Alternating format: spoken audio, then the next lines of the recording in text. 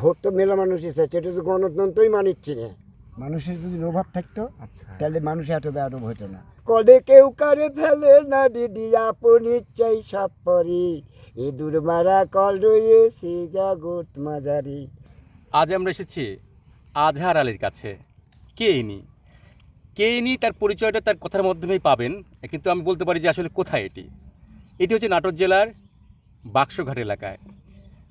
আজহার আলী একজন মানুষ বলতে আমরা যেটা বুঝি সাধারণ ভাষায় আসলে তেমনটি নয়। মানুষ বলতে উনি বুঝেন একদম সত্যিকারের মানুষ, যেটি আসলে হওয়ার কথা ছিল, আমরা যা হতে পারিনি। এই যে গ্রামের প্রত্যন্ত অঞ্চলে বসে একজন মানুষ ভজে, যেভাবে লালন শাহ বুঝেছিলেন একভাবে, এবং তিনি একা কীভাবে তার মনুষ্যত্ব নিয়ে চলেন, তার ভাবনাগুলো কি, আসুন তার কাছ থেকে শুনে নিই সেই ভাবনাগুলো কি। আপনি যে বলছেন যে মানুষ শ্রেষ্ঠ শ্রেষ্ঠ সৃষ্টির শ্রেষ্ঠ জীব, আমরা কি আসলে মানুষ হতে পেরেছি? না, আমি তো এখন মানুষ হতে পারিনি বাবা। এখন মানুষ হতে পারলে তো আমার ঝামেলাই কেটে যায়। মানুষ হবো বলে সবার কাছে কাঁদতেছি, দয়াল তুমি যেন আমাকে মানুষ করে দেও। আমি স্বর্গ নরক বেষ্ট দুযোগ যার নাম কিছু ভয় করি না, কিন্তু তুমি যেন আমার সাথে থাকো সবসময়। আমি তোমার হতে চাই, তোমাকে পাইলে আমার সব কিছু পানে হারাই, আর কিছু দরকার নেই। আমি যেন যে সৃষ্টিকর্তাকে কোনো না ভুলি, এই হলো আমার আশা। কিন্তু আপনি যে মানে মনুষ্যত্ব হওয়ার পথে এগোচ্ছেন, এবং আপনার কথা আমরা অনেক শুনেছি। আপনার নিজস্ব একটা আত্মিক জ্ঞান আছে, আপনার নিজস্ব জগৎ আছে একটা, আমরা যারা সেই জগতের মানুষ নই। আপনি আত্মজ্ঞানটা কীভাবে হলেন? আপনি একটা একা মানুষ, কীভাবে এটা তৈরি হলো, এটা যদি বলেন আমাদেরকে। আমার পেশা হচ্ছে ঘোড়া গাড়ি চালানো। আমি ঘোড়া গাড়ি চালাচ্ছি সাধু সঙ্গ, মানুষের থেকে শুনেছি, আলেমোলা শুনেছি। আর দ্বিতীয় কথা যে আমি এই মৌলানা রওশন আলী সাদাতপুরের ওনার হাতে আমি বায়াত হই। ওনার পরে উনি আমাকে যে সমস্ত আমলগুলো দিয়েছে, এইভাবে চলাফেরার সবসময় আইন দিয়েছে, তার হুকুম মেনে। আর আমার ইসলাম ধর্মের যেটা আইন, 5 জায়গানা নামাজ পড়ে, এই 5 জায়গানা ছাড়েও আমি কিছু আরও তার হুকুম পালন করে তার আমার জগ ছিল যে আল্লাহ তোমার জন্য আমি হতে পারি, কিন্তু আমি এখনও আল্লাহর হতে পারিনি। হলে পাইলে তো আমার তো ধান্দাটা কাটিয়ে যায়। তাই আমার জীবন ঘোড়া নিয়ে, আমি 13টা ঘোড়া মাটি দিচ্ছি, তা আমি ঘোড়া ছাড়িনি, ঘোড়া নিয়েই আমি আছি। আপনি তো অনেক বছর ধরে ঘোড়া গাড়ি চালান। জি। সেটা কত বছর হতে পারে? আমি 52 বছর চালানোর পর বাদ দিচ্ছি। 1971 সাল থেকে আমি ঘোড়া গাড়ি চালাচ্ছি। আপনি কি প্রথম নাকি আপনার বাবাও? আমার বাবা ঘোড়া গাড়ি চালিয়ে আমাকে জন্ম দিয়ে গেছে, এই জন্যই ঘোড়ার পায়ের কামাই দিয়ে আমার দেহটা হয়েছে। এই জন্য মাটির দেহ তো মাটিই হবে, আমার 8টার বিচার ঘোড়ার সাথে। এই যে ঘোড়ার গাড়ি, এটা মানে কিভাবে করতো আপনার বাবারা, বা তার আগে থেকে ঘোড়া গাড়িটা হয়ে আসছে? আমার আব্বা ঘোড়া গাড়ি চালায়, আমার সংসার জমি জমা সব করে দিয়ে গেছে। না কি করতেন ঘোড়া গাড়িতে? মানে কি? ঘোড়া গাড়ি থেকে মনে করেন ডাঙ্গাপাড়া তিনি মাছ নিয়ে রাজশাহী যেতে 30 টাকা ভাড়া, রাজশাহী 30 টাকা ভাড়া, 2 জায়গা ঠেলা নৌকা পার হওয়া লাগছে। ঘোড়ার সাথে সাথে বগলের মধ্যে দিয়ে চলেছে। তারপরে 71 যখন আমি চালু, যেদিন নাটোরে মিলিটারি আছে সেদিন হলো সোমবার, আর আমি মঙ্গলবার বাদ দিয়ে বুধবারে ঘোড়া গাড়ির নাটোর গেছি। কাঁচু মুক্তার রিক্সার দাঁড়াইলে এরকম বলিচ্ছে যে লুটপাট করে না সব দেওয়া। তখন মিলিটারি করে এই টাঙ্গিয়ালা ঠুকরা ঠুরো ঠুরো, আমি দাঁড়ায় গেলাম। দাঁড়ায় শুনে মানুষের ধরে ধরে জিজ্ঞাসা করে কাহা ভোট দিতে হয়, যে কায় নৌকা মেট দিতে হয়, তার কায় সাক্ষাৎ নেওয়া হয়, কিছু বলে না। আর যে বলে যে হারকিন তোর গর্ব লাত্তি দিয়ে ইটে বেটে ভুট ঝুট বাদ বলতে হয়। এই যে আপনি এখান থেকে ডাঙ্গাপাড়া থেকে ধরেন আপনি রাজশাহী যাচ্ছেন ঘোড়া গাড়ি নিয়ে, মাল নিয়ে, কত সময় লাগতো ওই সময়টি দিতে? মনে করেন যে এসার ডাঙ্গাপাড়া থেকে মাছ তুলে এনে এসার নামাজের টাইমে ভাত খায়, নামাজ কালাম পড়িলে গাড়ি ছাড়বো, ছাড়া এক টানে চলে যাবো পুটিয়ে। ওটা এক দোকান খোলা থাকতো, ওই দোকানে যায় মনে করেন আমরা যাই কিছু খাবো। আরও তো একটা গাড়ি না, 5-7টা গাড়ি না, আরও থেকে আসি, হালচার থেকে আসি। ওখানে খাওয়াটা যখন তালাই মারি যেতাম, তখন মুড়ো কোকো ক করে ডাক দেয়। তখন তো ঘড়ি টড়ি নেই, দিকে বইতে পারে ঢঙ্গাস করে এই যে শোনা যায়। তখন তার তখন জানো যে, কিন্তু তুই ওই টাকার বরকত ছিল বাবা। ওই 3 টিপ দিয়েছি, 1 বিঘা জমি কিন্তু আড়া গেছে সেই সময়। আচ্ছা। তখন জমির দাম কম, কেলায় জমি। আর এই এলাকাটা ছিল সব হিন্দুয়ানি, এখানে কোনো মুসলমানের ছিল না। এই গ্রামটা বাইরে থেকে লোক এসে বিয়ের বাক্স আছে, এই জন্য এই জায়গার নাম হলো বাক্স।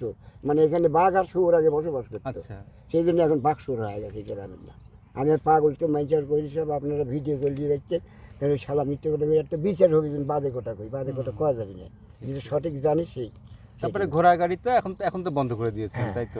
এই করোনা ভাইরাসের থেকে বন্ধ করে দিয়েছে, কেননা ঘোড়া গাড়ি চালানি এখন কত বিপদ। এখন তো মনে করেন জনগণে পৃথিবী ভরে গেছে, মানুষ তো পাচ্ছি না। মানুষে তো এরকম হবে না, জনগণই যেগুলো করছে। মানে এই যে জনগণ আমরা তো ভাবি জানি যে জনগণই তো মানুষ। যাদের ভিতরে বিচার নেই তারা হলো জনগণ, আচ্ছা, আর যারা বিচার করে চলে এরা হলো মানুষ। তাহলে যে এই যে এখন যে ভোটের সিজন চলে আসছে, তাই না? হ্যাঁ তাহলে জনগণ তো ভোট দিয়ে হ্যাঁ। নেতা নির্বাচন করছে, হ্যাঁ। তারা কি মানুষ হচ্ছে না? না, তারা মানুষের জন্য কাজ করে না? মানুষের জন্য কাজ করে কি না করে এটা তো আমরা বলবো না। আমার কথা হচ্ছে যে ভোট তো মেলা মানুষই চাইছে, এটা তো গণতন্ত্রই মানিচ্ছি না। গণতন্ত্রের দেশে সবার অধিকার আছে ভোট চাওয়ার। আমি যেতে পারি, আপনিও যেতে পারি, এখানে গণতন্ত্র, এখানে তো জাতীয় ভেদ করে না, জাতি ভেদে নির্বিশেষে। তাহলে এখন ভোট হতে হবে, যেই যাক ভোট হতে। আগের তিনি আপনারা গালাগালি বাড়ছেন, আগের তিনি মারধর করছেন, সবাই তো অংশগ্রহণ করছে।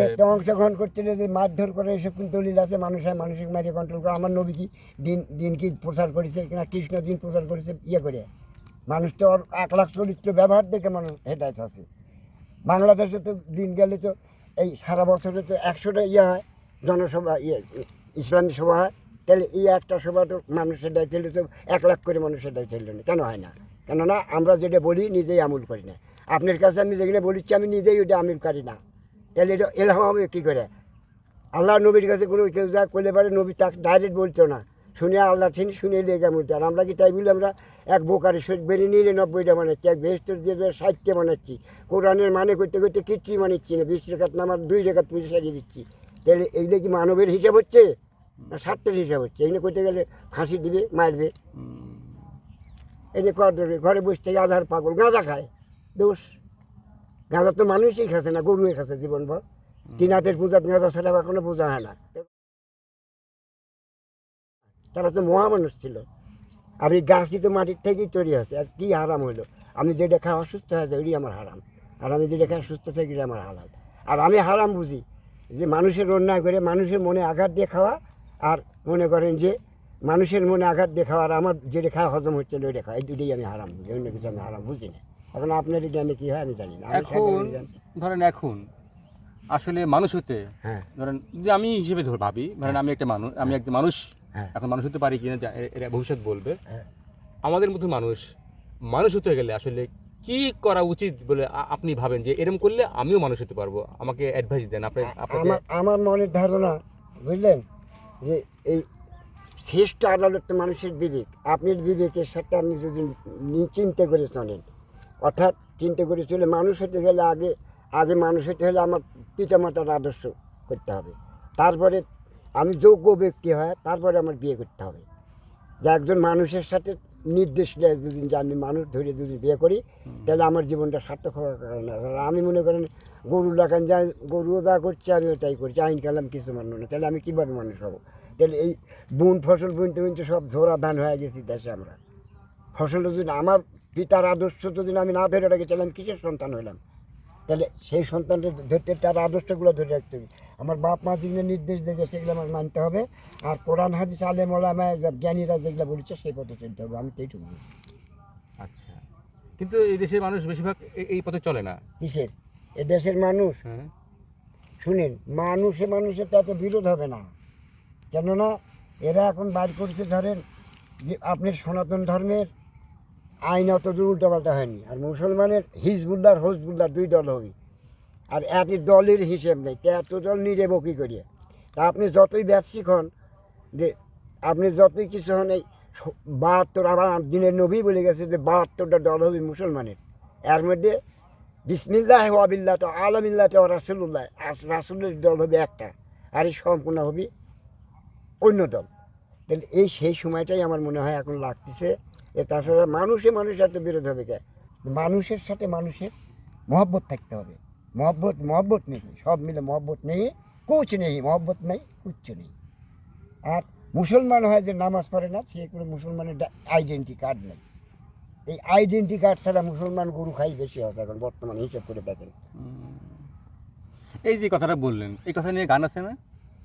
হ্যাঁ, গান আছে, সব আছে, কিন্তু আপনি সামান্য সময় আর আমার এই যে ঝালাই না করে মনে করেন, আপনি তো বুঝেন, আপনি তো অজ্ঞান মানুষ না, আপনার জ্ঞান সব আমি জানি, বুঝতে পারছি কিছু, কিন্তু যেখানে প্রশ্ন করছেন।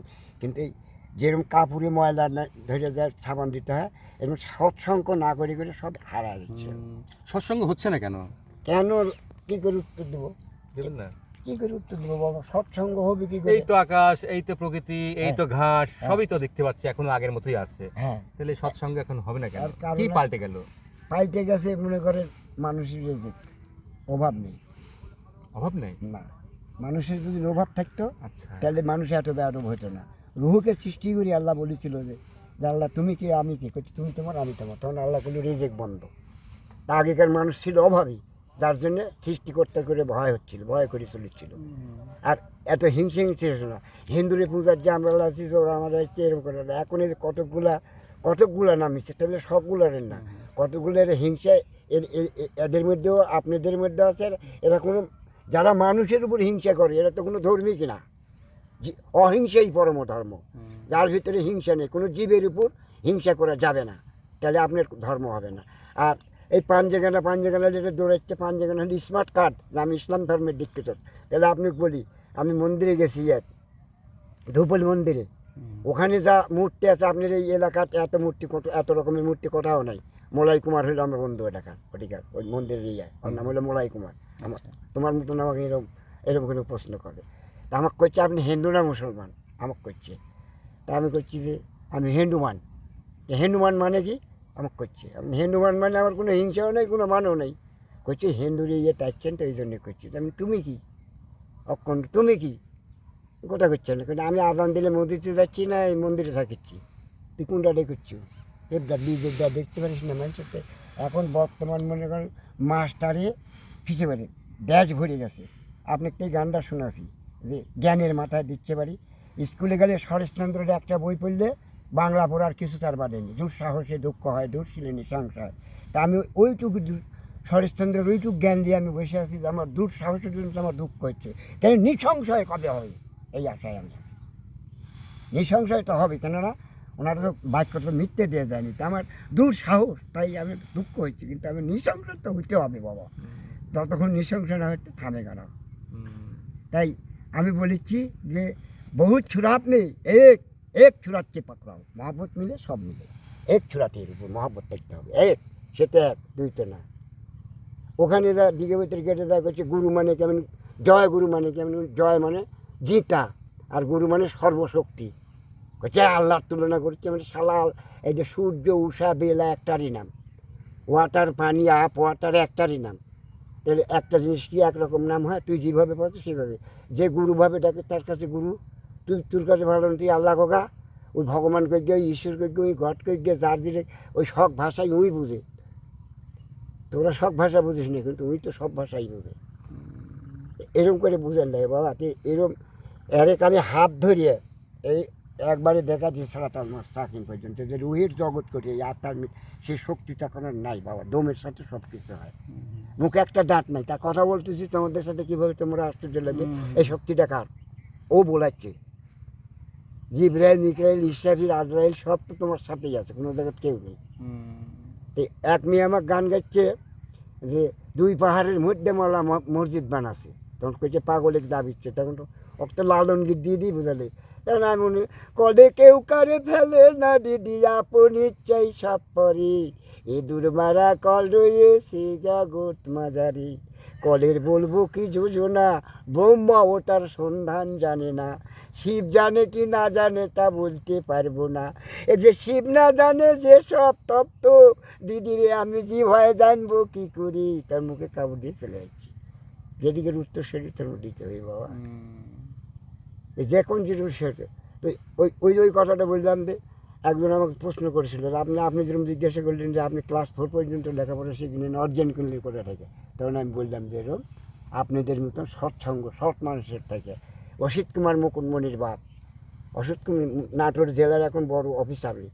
আমাকে ওই দোয়া, আল্লাহ দোয়া করুক আরও অফিসার মানে, ওই নিজে পিওনে হুকুম করেন, ওই নিজে আমার ওর কাছে গেছে, নিজে তুই উঠে চেয়ে দিচ্ছি, নিজে উঠে। তাহলে কি এটা কার হুকুম? হ্যাঁ, এটা কার দেওয়া? ওর বাবার দেওয়া আছে, আমি শ্মশানে ওর বাবার লেগে দোয়া করি। এই মৃত ব্যক্তিদের দোয়া আমার উপর আছে।